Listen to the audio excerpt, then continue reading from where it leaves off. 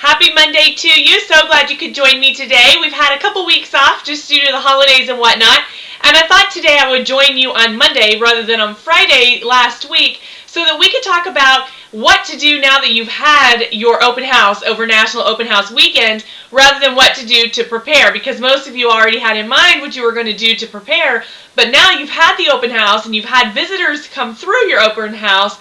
What are you going to do with all of the people that came through there? How are you going to turn those prospects into clients? And I want to tell you that, the numbers are staggering for what you could potentially turn to. So let's think if maybe even only 4 people came through your open house, which I'm sure that it was more than that, but if only 4 people came through, you should at least be able to get one of those to turn into a client. Because the number one thing that you have going for you is that those people walked in the door and raised their hand the minute that they walked in the door, that they were somewhat interested in that house, in buying a house, just in general, in real estate. Maybe they want to sell their house, they live down the street. Whatever the case may be, they have raised their hand and said, I am a candidate of some sort right now for real estate. And that is so much better for you to spend your time and energy and money marketing to those people who've actually taken the time to raise their hand than it is for you to go out and just blindly market to people and hopefully somebody will call you and want to be a client.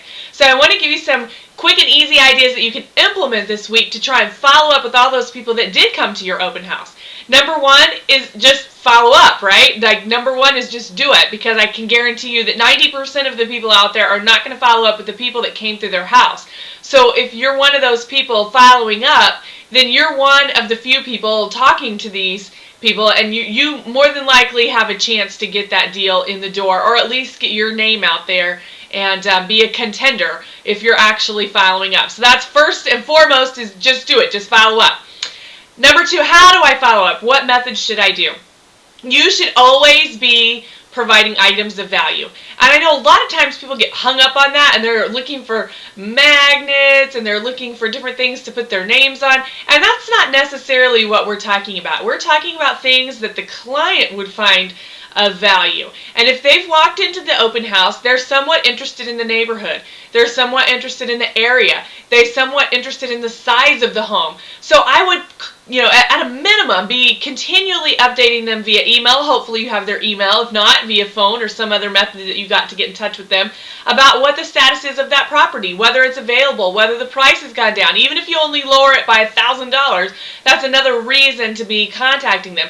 Whether or not your seller has decided to offer a seller-paid permanent buy-down on the property. And if you need more information about that, I can help you with that. Whether or not it's something that they want to, if they're looking at the neighborhood, maybe there's 3 other homes that came available in that neighborhood. Keep them abreast of what's going on in the general vicinity of your open house, because the reason they stopped there is that they live nearby, they want to sell their home nearby, or they're interested in buying that size of home or that particular neighborhood. So not only keep them abreast of what's going on with that particular home, but what is also going on in that neighborhood. So that's 2 different things that you can be sending them to right there that are items of value that you don't have to pay for at all. You just have to do it and send it to them. And it might take you 5 to 10 minutes to do that. The other item of value that you should be sending them that won't cost you a dime is updates in regards to what's going on in the market. What is happening with interest rates? What is going on with their purchasing power? Because that is very volatile right now and things are changing quickly. And so their ability to buy that home today could change in another week, 2 weeks, 3 weeks, 3 months. It could be very, very different if interest rates have changed by 1% up or down or whatever the case may be. They may or may not even be able to buy that home at that time and really address what their purchasing power is right now.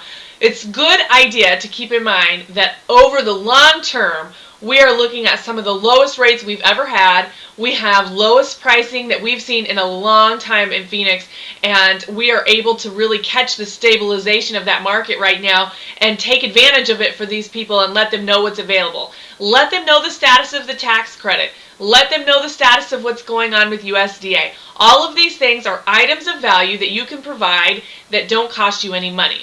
Now let's talk about those things that you can send. If you want to send something in the mail, easy thing to do. If you have a Send Out Cards account, which I know many of you do, use your Send Out Cards account because you can set it up Takes 5 minutes to automate it, and then you don't have to do it again. So that's a great way to do it.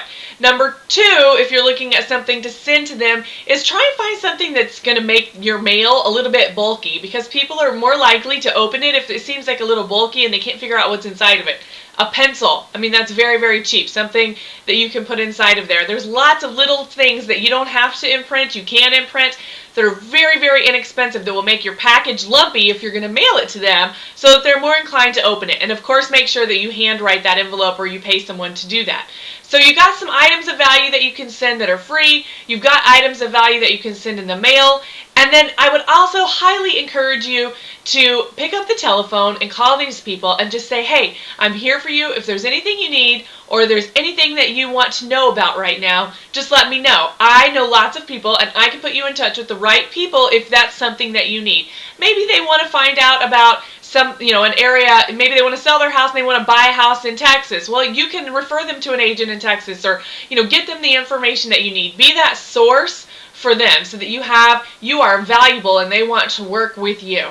So I highly encourage you to just, number 1, follow up. Just do it. Number 2, look for those free items of value that you can send via email, that you can send via video, that you can send via internet. If you want to post them on your website and send a link to it, whatever it is that you can send, but just constantly be giving them things of value without asking for anything in return. Send things in the mail that are lumpy and will get their attention, and just try to go out there and communicate with these people. Be the one that's calling them back. Be the one that's providing the answers, and you will get the business guaranteed. If you need any help this week, please feel free to give me a call, 602-793-6963. Make it a fabulous and prosperous week. Take care.